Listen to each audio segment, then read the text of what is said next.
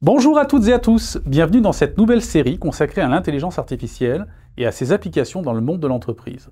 Cette série se nomme Succès IA, mon nom est Mathieu Barrault et j'ai l'honneur d'être votre guide pour vous accompagner dans cette nouvelle aventure qui vous fera découvrir les histoires à succès réalisées par les équipes du CRIM. Le CRIM célébrera bientôt ses 40 années d'existence, ce qui en fait l'une des plus anciennes institutions québécoises dans le domaine de l'IA. Située à Montréal, au cœur du quartier regroupant les plus grands acteurs de l'IA aux réputations internationales, le CRIM est un partenaire privilégié pour les entreprises et les industries en quête de solutions à leurs défis technologiques et stratégiques. Chaque jour, le CRIM imagine et conçoit des solutions sur mesure en intelligence artificielle pour répondre aux objectifs de ses clients. C'est dans les locaux du CRIM que je vous accueillerai pour animer notre nouvelle série, depuis un tout nouvel espace, le studio, un lieu conçu au cœur de nos bureaux pour recevoir nos invités et discuter de leur parcours. Vous souhaitez en savoir plus sur les dernières avancées en application de l'IA? Vous êtes passionné par les histoires à succès qui transforment notre monde, alors ne manquez pas une seule de nos émissions captivantes. Abonnez-vous dès maintenant à notre chaîne pour ne rater aucun épisode de Succès IA. Partons ensemble à la découverte d'histoires inspirantes en intelligence artificielle à la rencontre de Succès IA. Intelligence artificielle.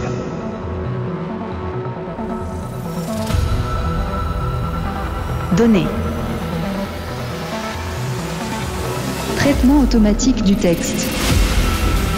Vision par ordinateur. Parole.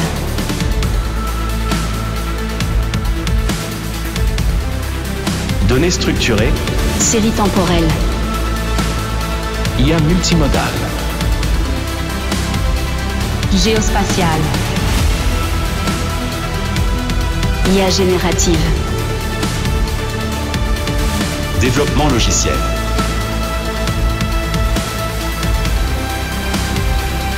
IA de confiance.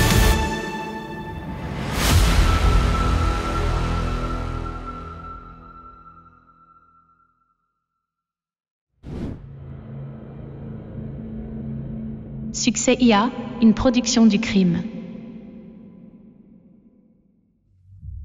Bienvenue dans cet épisode où nous allons accueillir sur notre plateau Raphaël Jean, directeur R&D IA chez eSmart, un leader dans le développement de solutions logicielles innovantes pour les flottes de véhicules.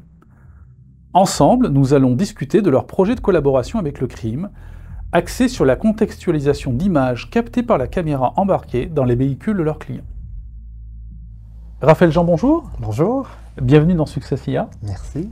Je suis très heureux de te recevoir. On va parler d'innovation et d'intelligence artificielle, mais peut-être pour mettre en contexte nos auditeurs, est-ce que tu pourrais nous parler de eSmart, de ce que vous faites, votre activité, vos clients, à quoi ça ressemble? Oui, donc eSmart, on commercialise un système de limitation de vitesse irrévocable pour les camions. Donc, grosso modo, nos clients sont des flottes de camions qui souhaitent améliorer leur bilan de sécurité routière et aussi améliorer leur économie de carburant au niveau de leur flotte. Ce que fait notre produit concrètement, c'est qu'il empêche les conducteurs d'aller au-dessus de la limite de vitesse. Et dans plusieurs cas de nos compétiteurs, ça va être des systèmes qui sont des conseils, mais dans notre cas, c'est complètement irrévocable. Donc, on intercepte le signal de pédale d'accélérateur et si le conducteur va au-dessus de la limite, on va moduler et donc concrètement couper l'accélération pour pas qu'il puisse dépasser. C'est ce qu'on commercialise comme système actuellement. Notre solution commerciale en ce moment est basée uniquement sur le GPS et une cartographie embarquée. Puis, dans le fond, ce qui s'en vient très bientôt, ça va être un système où on va rajouter de la vision artificielle pour être capable d'améliorer la précision de nos limites de vitesse, mais aussi de rajouter des fonctions comme la détection des zones de construction et des conditions routières comme la glace, la présence de neige sur le chemin, la présence de risques d'aquaplanage, pour pouvoir moduler la vitesse et tout le temps donner la vitesse sécuritaire aux camionneurs. Donc, c'est ce que notre système fait et notre produit. Oui. Ok, super, merci. Et alors, chez eSmart, l'intelligence artificielle, ça fait longtemps que vous en faites.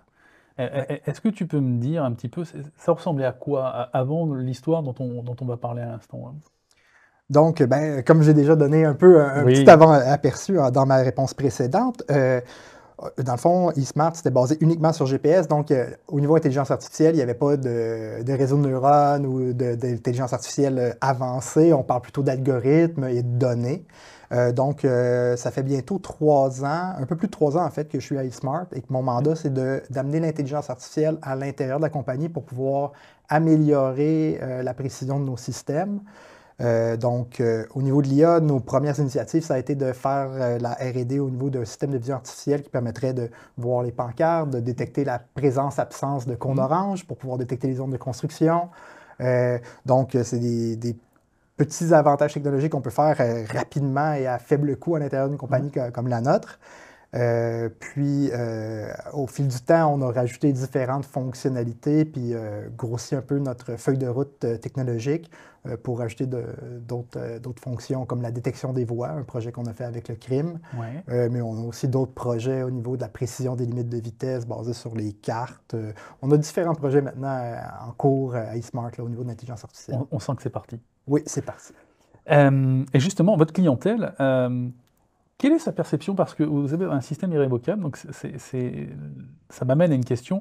Quelle est la perception de votre clientèle par rapport à l'intégration de l'IA dans vos produits? Est-ce que vous sentez une résistance ou est-ce que c'est plutôt une force, au contraire, pour vos clients? En fait, ce qui est drôle, c'est que la résistance vient peut-être... Moi, je l'ai ressenti plus au niveau de nos ventes. Okay. Donc, l'ingénierie, elle veut aller dans cette direction-là. Ouais. Puis au niveau des ventes, on a une petite réticence parce qu'on a peur de dire qu'on a peut-être des imprécisions sur nos limites de vitesse basées sur une carte. Mais en fait, nos clients le savent très bien. On en avait en visite justement la semaine dernière, puis ils nous disaient, bien, on est au courant que les systèmes basés sur les cartes, il va y avoir des erreurs. Il y a beaucoup de systèmes de coaching actuellement qui sont très à la mode, qu'on appelle les vidéos télématiques. La plupart des flottes sont en train de s'équiper de ces systèmes-là. Puis ils se rendent compte qu'ils reçoivent beaucoup de fausses alertes. Donc, là, ils se font dire que leur conducteur a fait un excès de vitesse. Le conducteur va dire « Non, j'ai pas fait d'excès de vitesse. » Et c'est parce que leur carte n'était pas tout à fait exacte. Donc, c'est sûr que de notre côté, notre nerf de la guerre, c'est d'avoir les cartes les plus exactes possibles. Puis on croit avoir les meilleures cartes. Mais néanmoins, avoir une confirmation visuelle des pancartes, ça nous permet aussi d'avoir une meilleure précision. Donc, la perception, dans le fond, dans un système irrévocable, c'est dès qu'il y a une erreur, c'est quelque chose qui peut littéralement faire déraper un processus de vente. Donc, les clients, les gens veulent cette technologie-là pour équiper leur flotte, mais si on a des erreurs, ils vont se dire « c'est pas tout à fait au point ». Donc, ça, c'est une des problématiques qu'on doit attaquer et rassurer nos clients et s'assurer qu'il y ait la solution la plus au point et la plus fiable possible pour avoir l'acceptabilité au niveau des chauffeurs, ce qui est très important, dans le fond, pour nous autres et pour tout le monde. Ah, mais je comprends, oui, tout à fait. Et alors, je vais faire appel à ta mémoire, Raphaël. Te souviens-tu du contexte dans lequel vous avez contacté le CRIM à l'époque où on a amorcé un projet ensemble? Et est-ce que tu connaissais le CRIM dans l'écosystème d'IA du Québec ou pas du tout? J'essaie de me rappeler si je connaissais le CRIM, mais je crois que oui, parce que j'ai pensé vous contacter. Okay. En fait, en réalité, oui, parce que mon superviseur de maîtrise en IA est un ancien du CRIM. Voilà tout? Voilà tout. Donc, un excellent bonhomme qui m'a beaucoup coaché et appris. Okay. Donc, je connaissais déjà le CRIM de nom et de réputation, donc j'ai pensé contacter le CRIM. Le contexte, dans le fond, c'est qu'on venait de faire la première phase de R&D. On avait notre premier système de vision artificielle basé sur des détections d'objets, donc un système tout simple, capable de détecter des objets en temps réel. Donc, à ce moment-là, c'était panneau de limite de vitesse, indice de zone de construction. Puis, on se rend compte que cette information-là, brute, peut causer des erreurs qui étaient un peu inattendues. En fait, l'exemple le plus simple, c'est notre système détectait des zones de construction lorsqu'il y avait des cônes oranges de l'autre côté de l'autoroute. Donc, il détectait en mode présence-absence, faisait un compte et disait « il y a une zone de construction ici », mais en fait, on n'aurait jamais dû réduire la vitesse d'un véhicule dans ce contexte-là. Okay. Donc, on était rendu au point où on se disait « on va devoir être en mesure de contextualiser l'information ». Donc, un système simple présence-absence n'est pas suffisant. Il faut savoir est-ce que ces objets-là ont rapport à la scène et à la situation de conduite actuelle. Et qu'est-ce qui a fait que vous avez choisi le CRIM, en fait? Parce que, bon, tu connaissais de par ton supérieur, mais qu'est-ce qui a fait que il y a eu un clic, en fait? Dans le fond, on a appelé, puis je crois qu'on avait commencé peut-être par un programme Numéria, si je me rappelle bien. Tout à fait. Puis on avait fait une première exploration avec le CRIM. Donc, nous autres, de notre côté, on était en exploration. On fait comme, OK, est-ce qu'on veut travailler avec ces gens? Donc, on fait un programme Numeria, on essaie de faire une espèce de plan de match. Puis à la suite de ça, je crois qu'on arrive à la conclusion qu'on va être capable de faire un projet intéressant ensemble et que le crime peut apporter quelque chose d'intéressant à eSmart. Donc c'est ce qui fait qu'on a décidé d'aller de l'avant. OK. Oui, parce que Numeria, c'est fait pour ce type de contexte finalement, où vous avez une idée un peu déjà déterminée de ce que vous voulez faire, mais vous ne savez pas comment vous y rendre. Et ça a été l'objet en fait de cette rencontre-là avec les experts du crime, où vous avez pu définir un plan de match. Ce plan de match a été convaincant pour vous finalement. Oui, c'est ça. C'était suffisant pour qu'on se dise, OK, on va aller de l'avant puis on va lancer ce projet. Ok, super. Est-ce que vous étiez très clair sur vos attentes? Est-ce qu'elles étaient définies ou est-ce qu'on était vraiment en mode exploratoire? Il y avait une bonne part exploratoire. Je pense que les attentes définies, si je me rappelle bien, au début du projet, on s'était quand même dit qu'on voulait avoir au moins, pour avoir une sécurité, un détecteur de voix. On se dit minimalement, là, ça prendrait ça. On sait que c'est une demande raisonnable. Nous autres, un des aspects qu'on avait qui était particulier à notre situation, c'est que notre plateforme de calcul, elle vaut environ 50 $. C'est le budget qu'on a. Donc, on doit être capable de faire rouler des réseaux de neurones et des systèmes de perception état de l'art sur une plateforme à très faible coût. Puis c'était, dans le fond, si ma mémoire est bonne, c'était un des mandats du crime là-dedans, c'était de nous accompagner là-dedans parce que trouver un modèle de détection de voix, on pourrait aller sur GitHub, prendre le premier repository qu'on trouve, puis l'essayer. Mais on avait besoin un petit peu d'aide pour faire des expérimentations, puis faire une revue de littérature et trouver des solutions qui pourraient fonctionner sur notre système dans nos cadres d'opération. Ouais. Et donc, vous avez fait Numeria, vous avez défini un plan de match, et puis là, vous vous êtes dit, OK, on a un projet en développement expérimental, et il me semble que le projet a été financé par le gouvernement du Québec, si je... Oui, le projet a été financé par le gouvernement du Québec. Nous autres, je crois que c'est à travers l'organisme PRON à l'époque. Oui, oui, tout à fait, oui. Donc, on a reçu du financement du gouvernement du Québec, ce qui fait que ça a vraiment permis qu'on puisse faire ce projet-là beaucoup plus tôt. Donc, ça permet vraiment d'accélérer ça, donc d'avoir accès à ce type de financement-là. Pour nous permettre aussi, par la bande, de développer la plateforme, développer le matériel, développer le logiciel et tout ce que ça prend pour pouvoir mettre ça en opération. Oui, puis tu vois, ça m'amène à une question finalement, parce que c'est un sujet dont on parle peut-être rarement, mais est-ce que ça aurait compromis peut-être le projet si vous n'avez pas eu accès à cette subvention? Est-ce que c'est quelque chose que vous auriez fait quand même, ou peut-être plus tard, ou peut-être différemment ou La portée du projet a été beaucoup réduite. Dans le fond, ce que ça aurait fait, c'est que ça aurait échelonné et ralenti considérablement. Parce que je pense, de la manière qu'on voit ça quand on fait un projet avec le gouvernement, on fait tout le temps un projet qu'on ferait de toute façon, ce qui nous permet d'avoir des bons projets. Tout à fait, Par contre, avoir accès à du financement, nécessairement, ça nous permet de prioriser ces projets-là, d'allouer plus de ressources, de les livrer beaucoup plus vite. Et éventuellement, nous autres, de nous permettre d'être sur le marché. Et puis d'ailleurs, toute la portée de contextualisation, on aurait dû faire 100.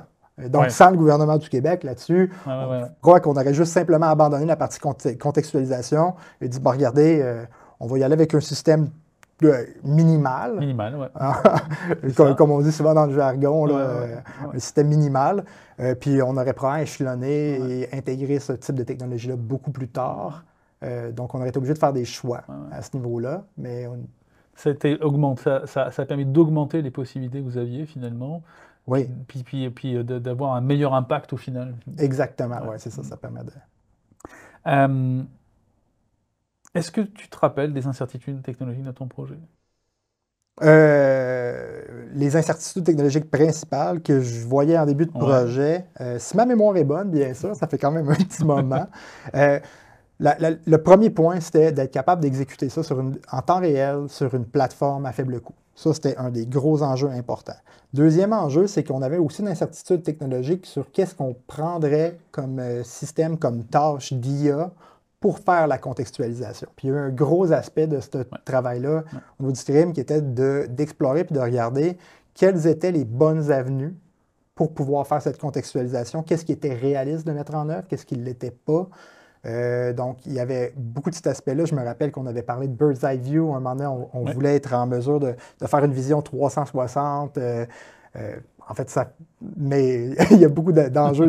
Pour faire un 360, un bird's eye view, ça prend plusieurs caméras. On a des contraintes de coût.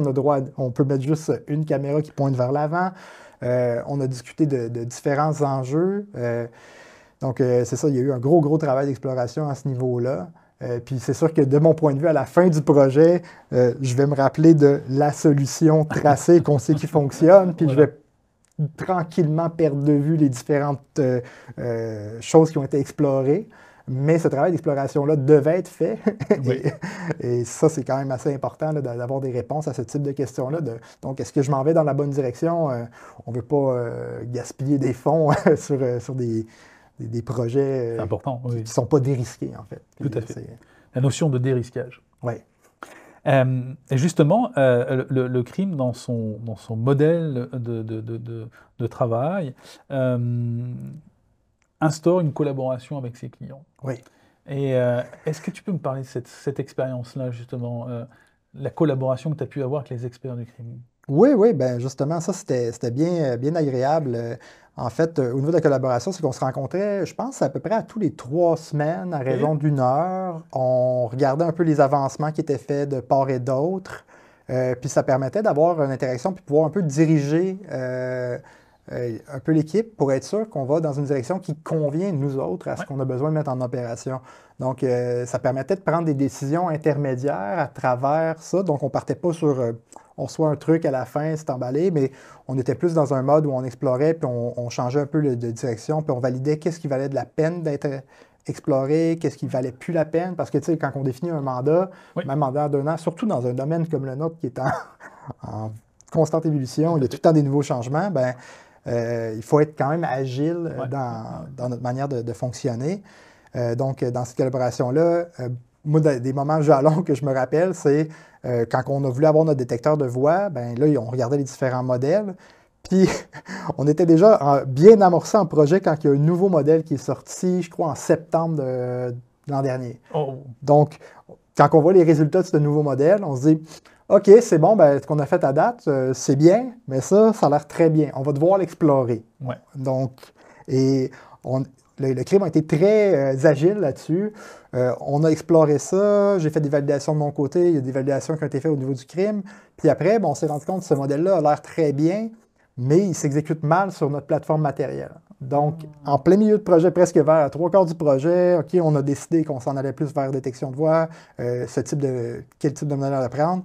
Bien, on a réussi à se revirer un peu sur un dissous vers la fin, faire OK, ça marche, mais il y a certains trucs de ce modèle-là qui ne sont pas convenables pour notre accélérateur. Pouvez-vous nous aider à faire quelques expériences pour faire des modifications un peu chirurgicales au réseau de neurones, pour faire en sorte qu'il va avoir un mapping 1 à 1 vers notre accélérateur, ce qui fait en sorte que nous autres, on est capable d'avoir des gains en vitesse d'exécution vraiment considérables pour des pertes, somme toute, mineures en termes de précision de détection, en fait.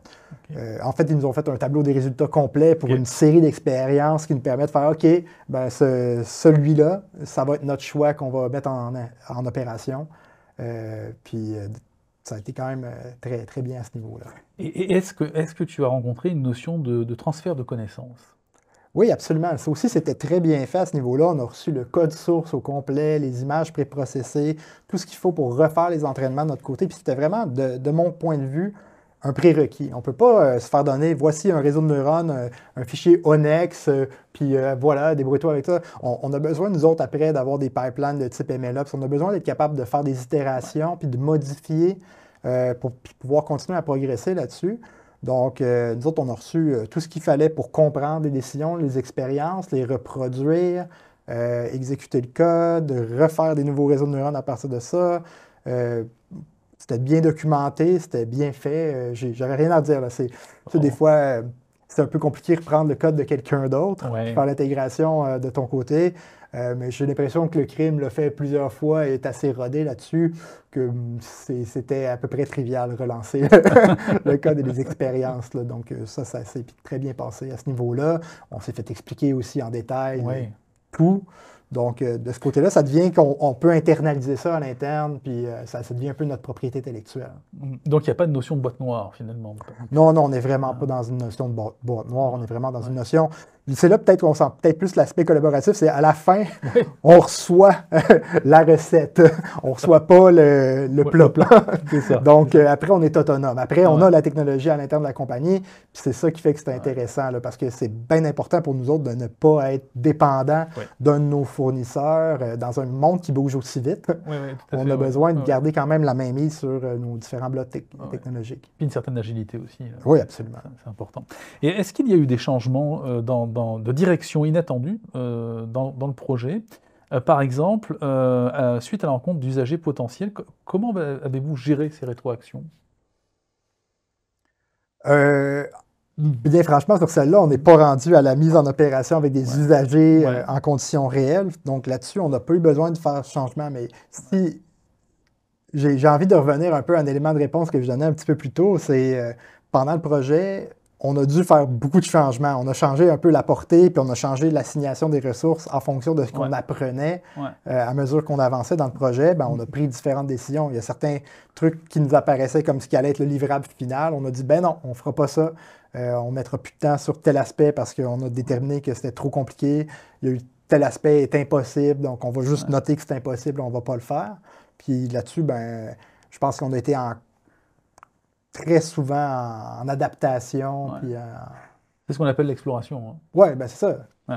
Oui, il y a eu beaucoup d'exploration. Une fois la phase de développement réalisée, est-ce que tu pourrais nous décrire à quoi ça ressemblait finalement la preuve de concept qu'on vous a livrée? Oui, dans le fond, moi, au niveau de la preuve de concept qu'on m'a livrée, ce que j'avais, c'est un code qui permet de faire entraîner les modèles, mais aussi pour pouvoir faire l'inférence. Puis, à partir de ça, moi, j'avais tout ce qu'il fallait pour être capable de commencer la tâche de portage vers notre plateforme matérielle. Ouais. Cette tâche de portage-là, finalement, elle a été relativement simple. On a pris un excellent étudiant de Polytechnique qu'on a bien coaché, puis ça a rapidement fonctionné sur notre plateforme matérielle. Puis, dans le fond, à partir de là, ça tombe dans notre cours. Donc, on est en train de faire l'intégration, justement, à notre pipeline, tout notre système de vision artificielle. Donc, il y a différents réseaux de neurones, différentes étapes de calcul, de processing. Donc, on est là, puis on fait comme, OK, c'est bon, on a notre bloc Lego, on peut le mettre en place, puis on est prêt, on peut travailler avec ça. Et les résultats obtenus que vous avez pu obtenir vous permettent-ils aujourd'hui de poursuivre le développement de la solution? Oui, bien absolument. Donc, on est, comme je dis, en plein travail d'intégration là-dessus. Donc, oui, on va poursuivre là-dessus. On va s'assurer d'amener les niveaux de performance le plus haut qu'on peut pour le réseau. Puis, on va le mettre en fonction. C'est définitif. C'était l'objectif de ça. Et on est en train de l'amener à la ligne d'arrivée. Ouais, tu as des échéances, hein, je crois. C'est entre cette année et puis au milieu de l'année prochaine. Oui, ben dans le fond, ce qu'on souhaite faire, c'est de commencer une opération pré-commerciale, dans le fond prototype, mais un peu plus à large échelle, quelque part cet automne, chez des clients réels. Donc, on va activer graduellement toutes les fonctions qu'on a mis en place en R&D, donc une à une.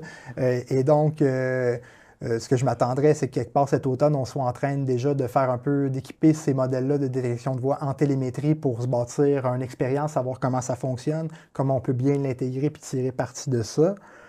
Puis on va pouvoir s'en servir pour contextualiser l'information, j'ai l'impression, quelque part en début 2025, là, quand on va tomber plus en mode commercial. Et est-ce qu'on peut considérer que ça vient augmenter votre compétitivité, ce projet, finalement, sur le marché? Oui, absolument. Dans le fond, nous, notre rôle, c'est de donner une limite de vitesse qui est sécuritaire en tout temps. Donc, le projet qu'on a fait avec le crime qui permet de contextualiser cette information-là puis d'éviter de faire des erreurs graves, en fait. Ouais. Une des erreurs graves qu'on doit absolument éviter puis qu'on a vu sur les premiers prototypes avant d'avoir la contextualisation. Et l'exemple tout simple, tu te promènes sur l'autoroute 40 dans une limite de 100 et tu vois la pancarte de voie de service à 50. Si tu fais une implémentation naïve, tu peux te mettre à réduire la vitesse d'un camion à 50 km/h là-dessus. C'est très problématique. Donc, on avait besoin d'avoir l'information de contextualisation pour pouvoir faire une mise en opération commerciale où le comportement va être irréprochable. Donc, avec ça, on va être capable de savoir la position relative de la pancarte par rapport aux voies, est-ce qu'elle s'applique ou non. Puis ça va nous permettre d'être nécessairement beaucoup plus compétitif. Une des autres affaires qui nous est demandé par nos clients depuis longtemps, ils ont très hâte d'avoir les limites de vitesse variables. Aux États-Unis, c'est assez fréquent que tu as des limites par voie dans certaines grandes villes.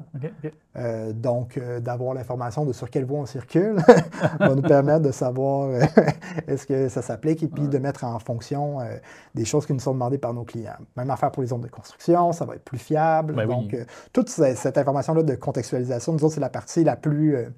ça va être assez central dans avoir un système qui fonctionne bien. C'est très stratégique. Et avec le recul, est-ce qu'il y aurait des choses que vous auriez fait peut-être différemment? C'est une très bonne question. J'avoue, pour ce projet-là, ça s'est quand même bien passé. Souvent, je suis la première personne à dire « Ah ouais, j'aurais fait différemment, avoir su ». Mais dans un cas comme ça, j'ai l'impression qu'on l'a quand même bien joué. C'est... Malgré les aléas de recontextualiser le mandat, etc. Ouais. Ça s'est quand même... Ça s'est quand même bien passé. Une des affaires, peut-être, mais c'est vraiment avec le recul, mettons, l'année dernière, au niveau IA, a été quand même assez révélatrice. Donc, tout le monde a vu les arrivées des chats GPT, des modèles de langue. Là, on a des modèles visuels de langue. Il y a les modèles de type Transformer qui ont sorti, qui permettent de faire un peu de... Ils semblent pouvoir faire de la contextualisation, mais c'est tellement arrivé dans un laps de temps court. Le temps que je réalise que ça existait, je pense qu'on était vers la fin du projet. On était tous concentrés sur nos tâches. Puis avec le recul, je me dis, est-ce que ça aurait été possible si on avait été un peu plus alerte de notre côté d'exploiter ça? Mais peut-être pas, peut-être. Puis c'est vrai que ça avance de façon fulgurante. Là. Tous les jours, ça change. Donc, très difficile, finalement, de prévoir une maturité technologique pour un projet. Il faut... Puis c'est ça. Puis si je repense avec le recul, je me rappelle que ce projet-là, je voulais que ça soit ma garantie de succès. Donc, dans le fond, il y a plein de trucs expérimentaux que je suis prêt à faire. Mais je voulais avoir une base solide. Donc, j'étais en mode un peu conservateur. Disons, un système de détection de voix, c'est conservateur. Ce qui n'était pas conservateur, c'était de le faire rouler sur une plateforme à 50 $. Mais c'était une solution, on peut dire, entre gros guillemets, éprouvée. Et qui me donne un peu une certitude que je vais arriver à un résultat final. Fait que quand j'ai travaillé avec vous autres, je voulais être sûr d'avoir une garantie que j'aurais au moins un système de contextualisation. Fait qu'avec le recul, je me disais, on aurait-tu dû explorer un peu plus l'avenue de ces nouveaux modèles-là qui viennent de sortir, mais en même temps, ça vient de sortir. Cette année, c'est relativement même nouveau pour nous. L'an dernier, c'était totalement nouveau pour tout le monde. Donc, de leverager ça dans la minute après le moment où ça sort, c'est peut-être un peu un souhait. Donc, avec le recul, je me dis, peut-être qu'on aurait pu le faire, mais honnêtement, je pense qu'on a quand même pris la bonne décision. Et... justement, toi, tu as vécu un processus d'innovation, mais tu en vis assez souvent, assez fréquemment, puisque vous êtes une entreprise innovante. Est-ce que tu aurais des conseils à donner à d'autres entreprises qui envisagent de se lancer dans l'IA? C'est une très bonne question. En fait, oui. En fait, j'aurais plusieurs idées qui me viennent en tête, là. La première, c'est au niveau pour pouvoir faire de l'IA à l'intérieur d'une compagnie, ce que je me rends compte, c'est puis tu l'entends, tout le monde va dire la même affaire, c'est que ça te prend une certaine maturité numérique. Il faut vraiment que tu sois maître dans ta technologie. Il faut que tu maîtrises chacun de tes blocs, il faut que tu maîtrises tes données, il faut que tu maîtrises tes capteurs, il faut que tu maîtrises tout ça. Donc, tu n'as pas le choix un peu d'être capable d'internaliser ça. Puis si cette étape-là n'est pas passée, j'ai l'impression que ça devient très dur à faire. Moi, je regarde un peu quand j'étais rentré à eSmart, je me disais, dans d'un an, on va avoir fini le projet. On va être en mode commercial. Mais là, on se rend compte, OK, mais pour être prêt à l'IA, ben là, il faut avoir tout ce que ça prend comme infrastructure pour remonter les données, faire le monitoring, valider que tes données sont bonnes, valider les modèles.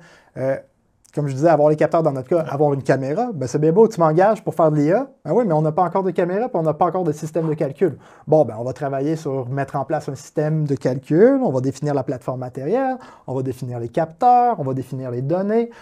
Dans notre cas, c'est de l'Internet des objets, c'est très terre à terre, mais j'imagine d'une autre entreprise, tout le monde traite de la donnée. C'est quoi de la donnée? Ben, c'est des choses réelles que tu observes avec des capteurs ou avec des personnes qui vont prendre des notes. Souvent, les gens s'arrêtent à ne pas vouloir faire un projet parce qu'ils disent « Ah, les jeux de données n'existent pas. » Mais une des parties du travail, c'est de monter les jeux de données. Je veux dire, ce qu'on a comme fonction à eSmart, ben non, il n'y en avait pas de jeux de données. On les a bâtis. C'est pas la partie sexy du travail, mais c'est la partie nécessaire, donc, d'avoir ça. Donc, je dirais, pour pouvoir être prêt à faire ça, il faut avoir de la donnée, avoir des systèmes pour récupérer de la donnée, maîtriser l'ensemble de l'œuvre. Là, après, il faut avoir une intuition de ce qui est possible et pas possible. Et je pense que ça, c'est la partie qui est la plus difficile.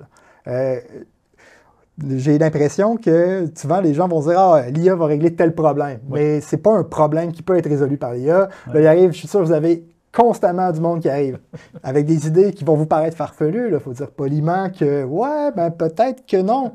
Peut-être que l'IA n'est pas rendue là. » Ou peut-être que même une intuition, c'est si un humain ne peut pas trouver la conclusion puis résoudre le problème, ça ne sera pas une machine qui va le faire.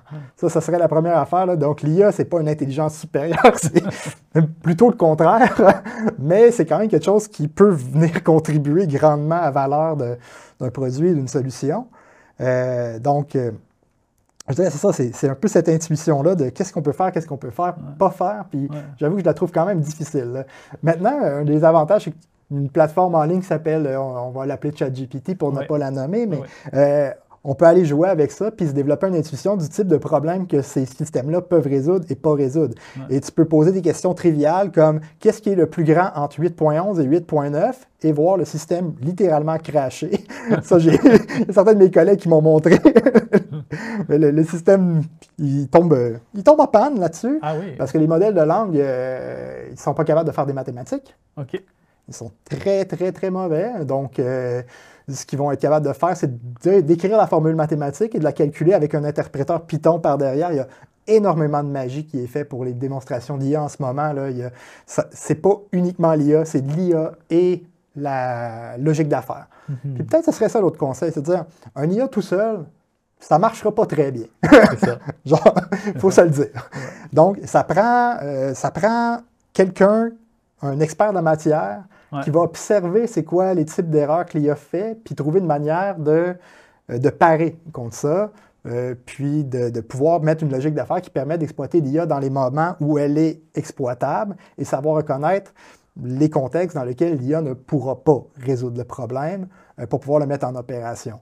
Mais si on résume, il faut des données, il faut maîtriser sa technologie, avoir une vision d'affaires. Une vision d'affaires, oui, absolument. Une vision d'affaires, parce qu'avoir envie d'innover avec de l'IA, c'est bien, mais il faut rattacher ça à une vision d'affaires.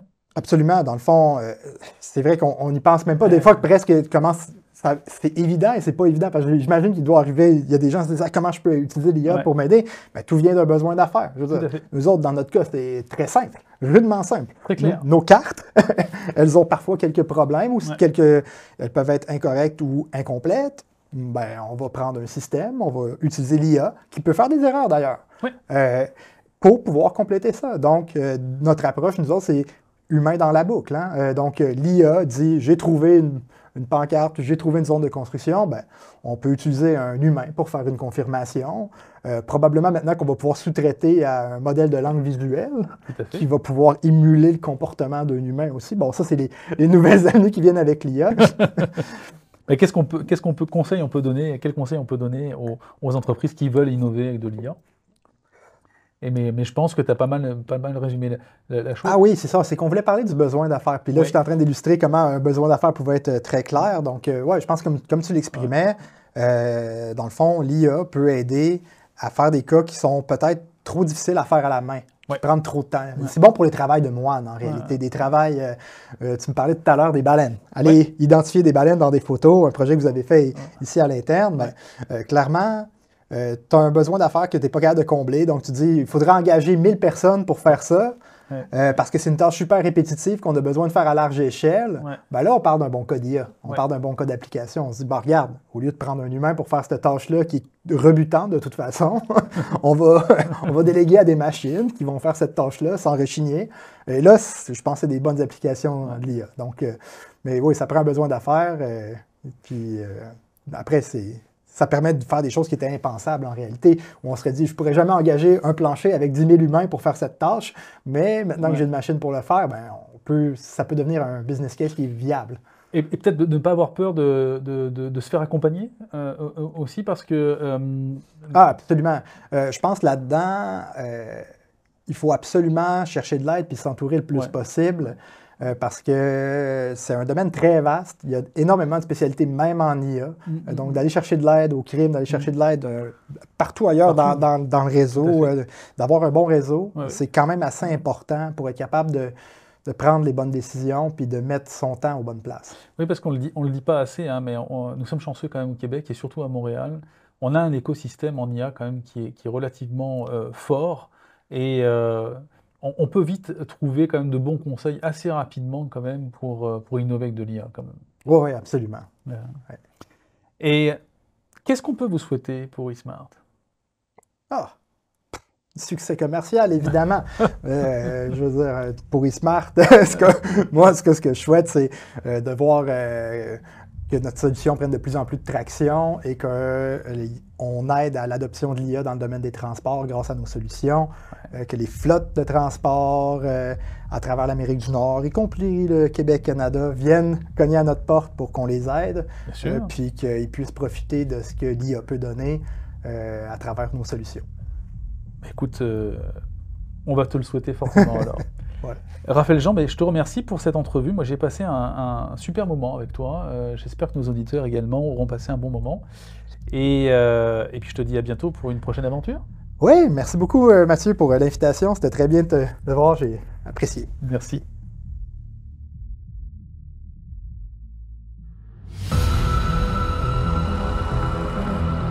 Compétitivité.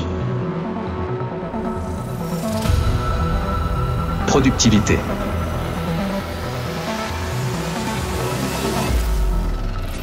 Opportunité.